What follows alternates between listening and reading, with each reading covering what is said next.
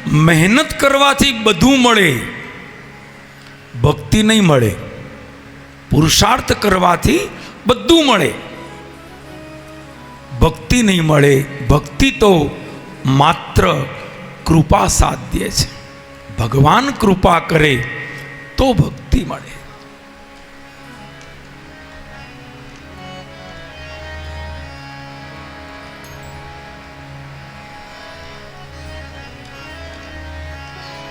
ભક્તિ સ્વતંત્ર સકલ ગુણ ખાની, પણ બિના કૃપા નહીં પાવત પ્રાણી.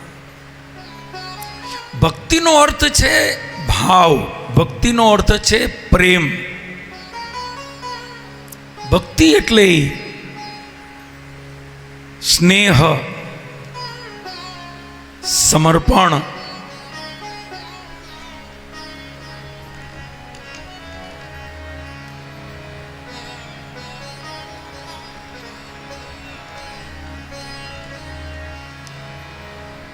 તો આવો ભાગવત એ તો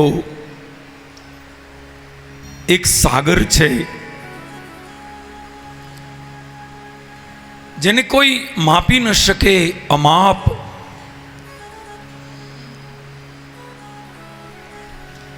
અમાપ અગાધ જેનું જળ છે, એવા દિવ્ય મંગલમય ભાગવત જેનું આપણે શ્રવણ કરીએ. આ ભાગવતને કોઈ સંપૂર્ણ કહી ન શકે.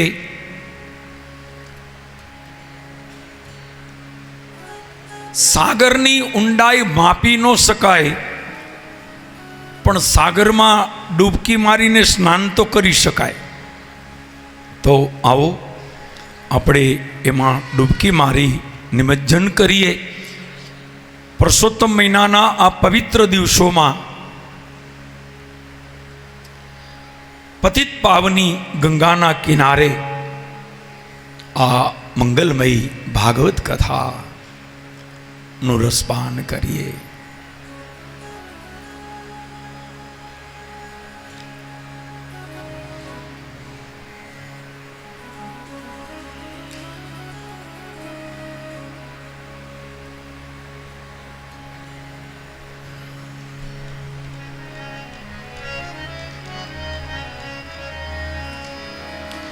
આપણે ત્યાં સનાતન ઋષિ પરંપરાની અંદર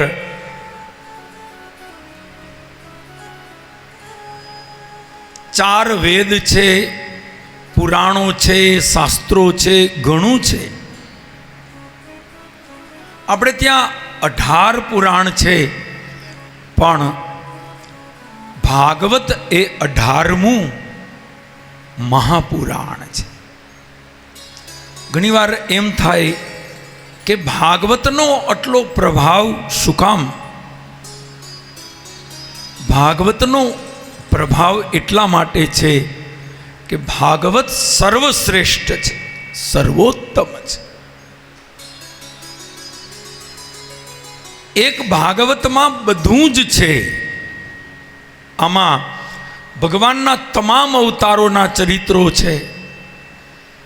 આમાં રામ છે, કૃષ્ણ છે, પરશુરામ છે, મત્સ્ય અવતાર છે, વામન છે, વરાહ છે.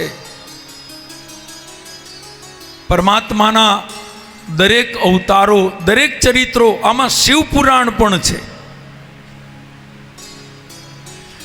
આમાં માત્ર ભગવાનની કથા નથી, ભગવાનના લાડીલા સંતોની પણ કથા છે. આમાં ધ્રુવ પણ છે, આમાં પ્રહલાદ પણ છે.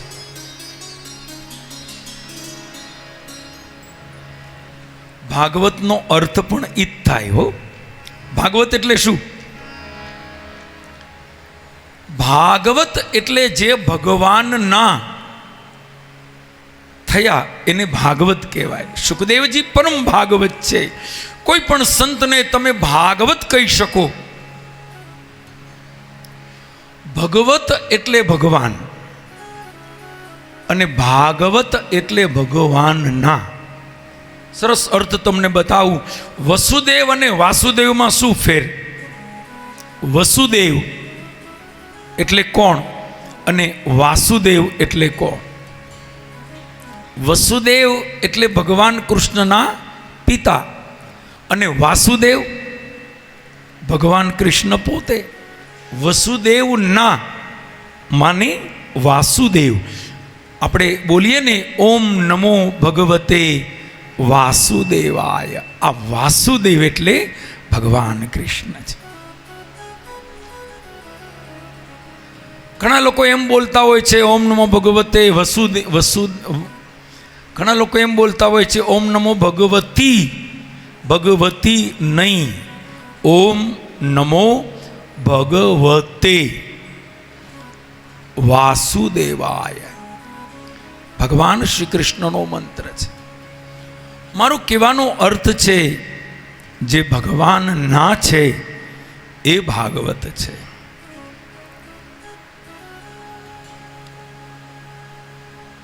તો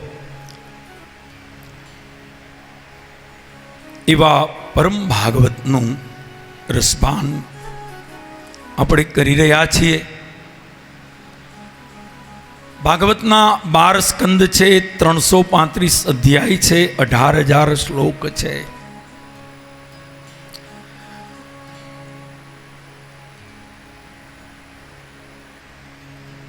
પ્રથમ સ્કંદની અંદર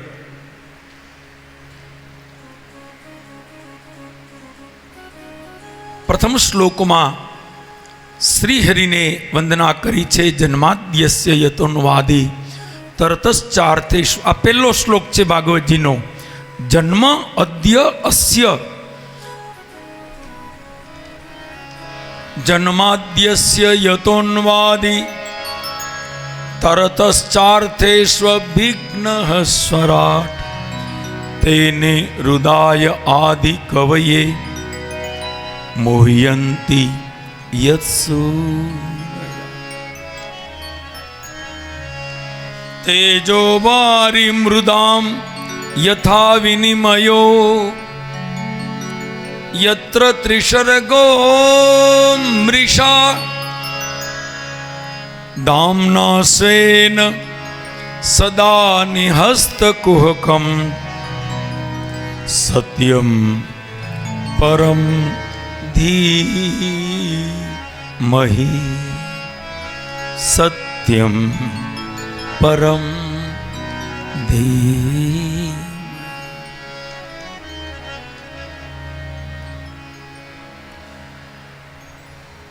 આ ભાગવતનો પ્રથમ શ્લોક છે, પ્રથમ સ્કંદ છે. આ શ્લોકનો અર્થ છે જે જગતનું સર્જન કરે, પાલન કરે, વિસર્જન કરે છે એવા સર્વશક્તિમાન પરમાત્માના શરણમાં હું વંદન કરું છું. વિશેષ વાત એ છે એને વંદન કઈ રીતે કર્યા, ધ્યાન દેજો. એમ કહ્યું કે પરમાત્માને વંદન કરું છું, પણ કયા સ્વરૂપે? ત્યારે લખ્યું સત્યમ પરમ ધીમહિ. અહીંયા કૃષ્ણમ પરમ ધીમહિ લખે તો ન ચાલે? ચાલે. કૃષ્ણમ પરમ ધીમહિ, રામમ પરમ ધીમહિ, નારાયણમ પરમ ધીમહિ લખી શકાય. પણ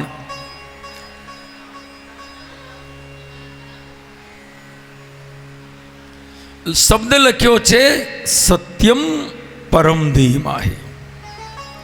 સમજો, સત્ય સ્વરૂપી ભગવાનને વંદન કર્યા છે.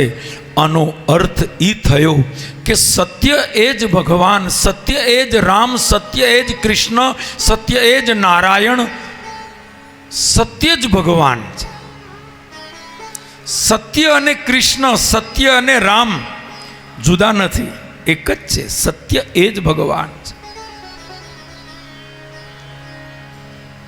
ઘણા બેયને અલગ અલગ રાખે. પૂજા કરવા ટાણે સરખી રીતે પૂજા કરે ને ખોટું બોલવાને કરવા ટાણે ભગવાનને સાઈડમાં મૂકી દે કે હવે તમે મંદિરમાં બેસજો શાંતિથી. સત્ય એ જ ભગવાન છે. ભાગવતનો આરંભ સત્યના પાયા ઉપર છે. સત્યનો જ આધાર છે અને ભાગવતનો વિશ્રામ પણ સત્યના પાયા ઉપર છે. તો સત્ય સ્વરૂપી ભગવાનને વંદન કર્યા છે. ધર્મના દૂસર સત્ય સમાના આગમ નિગમ પુરાણ બખાના. રામાયણમાં પણ એ જ કહ્યું, ધર્મ ન દૂસર સત્ય સમાના. જગતમાં સત્ય જેવો બીજો ધર્મ જ નથી. અને અસત્ય માટે એમ કહ્યું કે નહીં અસત્ય સમપાતક પુંજા. અસત્ય જેવું કોઈ પાપ નથી. પણ છતાં તમે જુઓ, અત્યારે કલયુગ ચાલે છે, સત્ય ક્યાં કેટલું છે આપણને ખબર છે. નહીવત સત્ય છે, સત્ય ઘટ્યું છે. એનું કારણ શું? એનું કારણ એક જ છે, કલિયુગ. અત્યારે કલિયુગ ચાલે છે અને ધર્મના 4 પગ છે. ધર્મનું રૂપ છે નંદીનું. નંદી એટલે બળદ. બળદ. બળદના કેટલા પગ હોય? 4. આ 4 માંથી 3 પગ કલિયુગે કાપી નાખ્યા છે, સત્ય, તપ અને પવિત્રતા. 3 પગ કપાયા, સત્ય, તપ અને પવિત્રતા. એક પગ ઉપર ધર્મ ઊભો છે, એ પગનું નામ છે દયા. દયા. અને આપણે ધર્મગ્રંથોમાં પણ એ જ કહેવાયું છે, દયા ધર્મ કા મૂલ હૈ, પાપ મૂલ અભિમાન, તુલસી દયા ન છોડીએ, જબ લગ ઘટ में प्राण. દયા એ ધર્મનું મૂળ છે. હિન્દુ ધર્મની મહાનતા તો જુઓ. મારવા કાપવાની વાત એક બાજુ રહી, કીડી ઉપર પણ પગ દેતા આપણો જીવ નો હાલે. આપણે બધા આવી ગયા. કીડી જતી હોય ને તોય આપણે એમ થાય, જવા દો ને, આપણે ક્યાં જીવને મારવો. હિંસા તો બહુ મોટી વાત થઈ ગઈ. જેના પાયામાં, જેના રોમ રોમની અંદર કરુણા છે, દયા છે, એ સનાતન હિન્દુ ધર્મ છે. મારવા કાપવાની વાત જ નથી આવતી.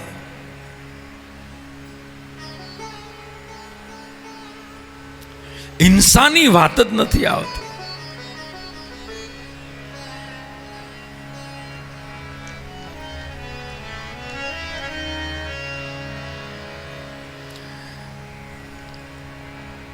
એટલે કોઈ પણ હિન્દુને કહો તમે આને, આ મકોડાને મારી નાખો કે આ કીડીને મારી નાખો, તોય એનો જીવ નો હાલે.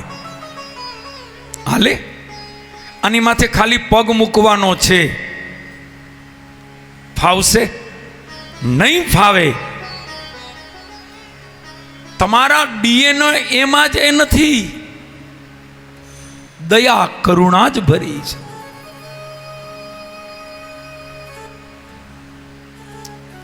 તો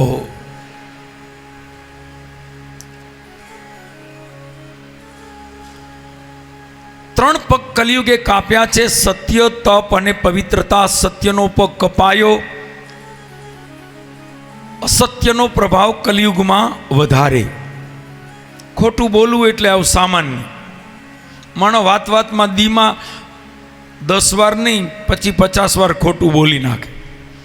અને કેટલી વાર ખોટું બોલ્યા એ યાદ પણ ન હોય. સામાન્ય. સત્ય, તપ, પવિત્રતા તપ પણ ગયું, પવિત્રતા પણ ગઈ, તો એક દયાના આધારે ધર્મ ટક્યો છે. અને એટલે કલિયુગની અંદર આ પ્રભાવ છે. એટલે કલિયુગમાં સરળ રસ્તો બતાવ્યો છે. ધ્યાન દેજો, કલિયુગમાં ધ્યાન, યજ્ઞ, બીજું કંઈ થાય તો ભલે, ન થાય તો ચિંતા ન કરશો. કલિયુગની અંદર આત્મકલ્યાણનો સર્વશ્રેષ્ઠ અને સર્વોત્તમ માર્ગ હોય તો એ એક જ છે, ભગવાનના નામનું સંકીર્તન. નારાયણ નારાયણ નારાયણ. તમે જેને માનતા હોય, શ્રી કૃષ્ણ શરણમ મમ, શ્રી કૃષ્ણ શરણમ મમ, અથવા તો ઓમ નમો ભગવતે વાસુદેવાય, ઓમ નમો ભગવતે વાસુદેવાય. શ્રી રામ જય રામ જય જય રામ, શ્રી રામ જય રામ જય જય રામ, ઓમ નમઃ શિવાય, ઓમ નમઃ શિવાય. તમે એની માળા કરો, એને જપ કહેવાય, એને જપ કહેવાય. માળા હાથમાં હોય તો સારી વાત છે. પછી ધીરે ધીરે આદત પડી જાય, પછી માળાની જરૂર નહીં, એની મેળે જીભ ટેવ પડી જાય ને. પુનિત મહારાજનું એક સૂત્ર છે કે પહેલા માણસ ટેવ પાડે, પછી ટેવ માણસને પાડે. પહેલા આપણે ટેવ પાડીએ, પછી ટેવ આપને પાડે. એમ સારી ટેવ પણ જો પડી જશે તો એની મેળે કામ થશે, આદત પડી જશે. સારી ટેવો જેટલી પડશે એ ધીરે ધીરે તમારો સ્વભાવ બની જશે, તમારો સ્વભાવ થઈ જશે.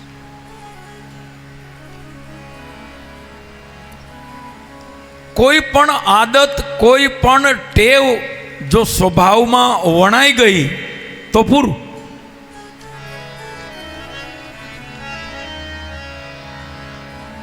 એમાં બધું આવે, ચા પીવાથી લઈ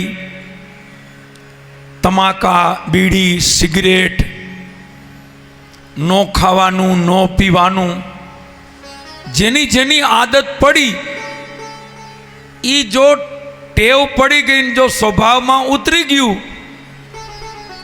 પછી આખું ઘર વાહે પડે, આખી દુનિયા વાહે પડે. છેવટે આમ કે મારાથી બધું થાય, આ નહીં મુકાય. ભાઈ સારી ટેવ, ખરાબ ટેવમાં જો એટલી તાકાત હોય, ખરાબ આદતમાં જો એટલી તાકાત હોય તો સારી આદતમાં તાકાત ન હોય. જેને ભજન કરવાની ટેવ પડી છે, જેને સત્કર્મ કરવાની ટેવ પડી છે, જેને ભક્તિ કરવાની ટેવ પડી છે, જેને સેવા કરવાની ટેવ પડી છે, જેને સત્સંગ સાંભળવાની ટેવ પડી છે, સદગુણ જો સ્વભાવમાં ઉતરી ગયો તો બેડો પાર છે. તમારે મહેનત કરવી નહીં પડે, એની મેળે થશે. આદત છે, ટેવ છે. જય શ્રી કૃષ્ણ કહેવાની મને ટેવ પડી, મારા વાલાજીને વિસરું નહીં એક ઘડી. જય શ્રી કૃષ્ણ કહેવાની ટેવ પડી. કેટલી સરસ વાત છે. જય શ્રી કૃષ્ણ કહેવાની મને ટેવ પડી, મારા ઠાકોરજીને વિસરું ના એક ઘડી. જય શ્રી કૃષ્ણ કહેવાની મને ટેવ પડી.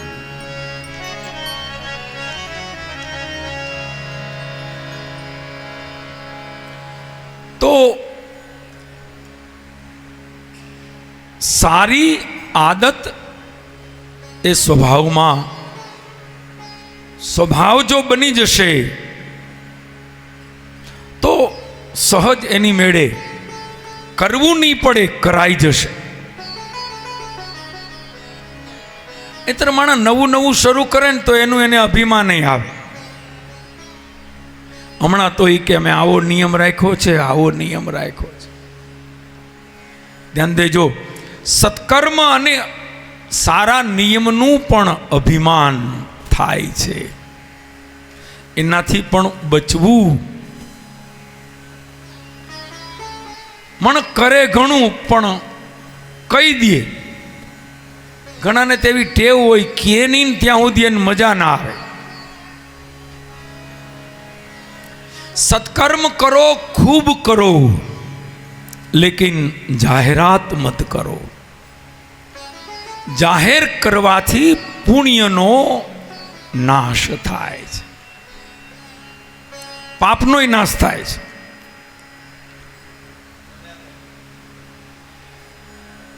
ઓલું ભજન છે ને, પાપ તારું પ્રકાશ જાડેજા, ધર્મ તારો સંભાળ, તારી બેડલીને બુડવા નહીં દઉં. પાપની પણ જાહેરાત કરવાથી પાપનો નાશ થતો હોય તો ધ્યાન દેજો, સત્કર્મની પુણ્યની પણ જાહેરાત કરવાથી એનો નાશ થાય છે. પુણ્યની બહુ જાહેરાત ન કરાય.